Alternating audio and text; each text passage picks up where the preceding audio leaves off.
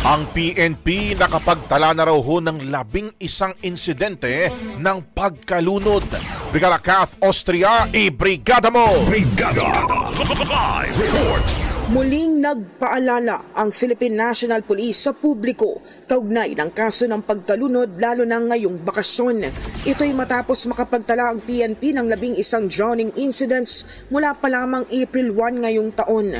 Ayon kay PNP Public Information Office Chief Colonel Randolph Tuanyo, 4 sa mga biktima ay mga menor de edad habang 7 naman ay mga adult. Karamihan umano sa mga insidente ay nangyari habang ang mga biktima ay naliligo habang nasa impluwensya ng alak. Noong Abril ng nakaraang taon, umabot sa 43 ang bilang ng drowning incidents na anyay isang babalana na posibleng maulit kung hindi magiging maingat ang publiko.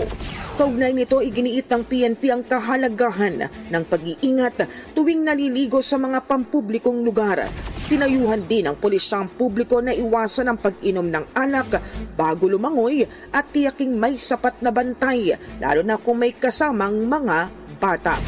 In the heart of changing lives, ako si Brigada Kath Austria ng 105.1 Brigada News sa Manila, the Music and News Authority. Brigada Balita Nation. Ang bahaging ito ay hatid sa atin ng Maxan Mangosteen Santon Coffee. Max Healthy, Max Sarap.